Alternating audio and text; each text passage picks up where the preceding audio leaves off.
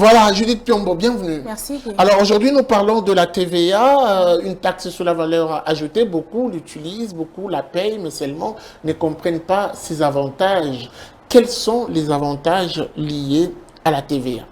La TVA, déjà, il faut commencer par expliquer ce qu'elle est parce que beaucoup restent encore ignorants à ce sujet. Oui. Elle est premièrement la première source des recettes fiscales et elle touche quasiment à toutes les opérations économiques.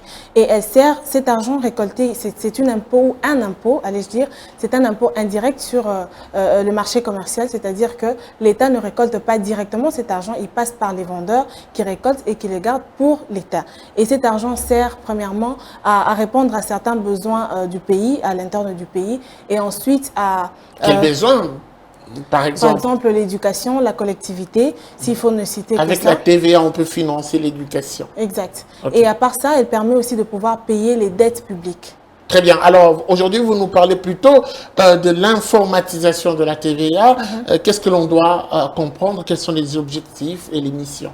La mission de cette informatisation est de mettre au sein de la Direction générale des impôts, la DGI, un système d'information pour permettre de collecter et gérer les données de la TVA sur les opérations effectuées par les assujettis et via les dispositifs fiscaux économiques. Très bien. Alors, on se rend compte que c'est pour essayer de gérer en même temps ce coulage des recettes qui s'observe, puisque la TVA est payée, mais on a du mal à retracer tout ce qui est déversé ou versé à travers les différents comptes de l'État.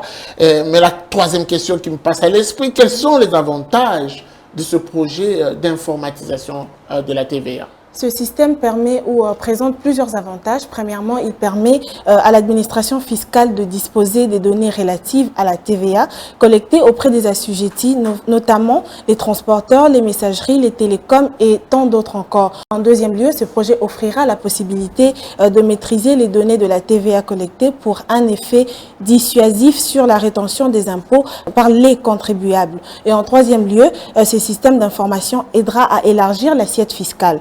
Quatrièmement, il contribuera à accroître la contribution de la TVA aux ressources de l'État. Et pour finir, ce système donc permettra aussi à la Direction générale des impôts à effectuer en temps réel un contrôle efficace et des déclarations fiscales des contribuables, de minimiser les fraudes fiscales et minorisation des chiffres d'affaires. Et donc la mise en œuvre de ce projet comprend la phase préparatoire, la phase de mise en place des infrastructures du système et de gestion des données de la TVA. Alors la grande question qui se pose, à combien revient le coût d'investissement du gouvernement pour ce projet, pour ne pas rentrer dans une logique où on verrait une dépense de plus, une dépense de trop? Le gouvernement a investi une somme de 4 295 000 $ sur une somme totale de 20 6 000 $ fixée pour la matérialisation de ce projet. Et donc cette indication est contenue dans le rapport d'activité de l'exercice 2020 qui a été publié dernièrement par le Bureau de la coordination du Congo. Merci beaucoup, Judith Piombo, pour toutes ces précisions. Merci à vous.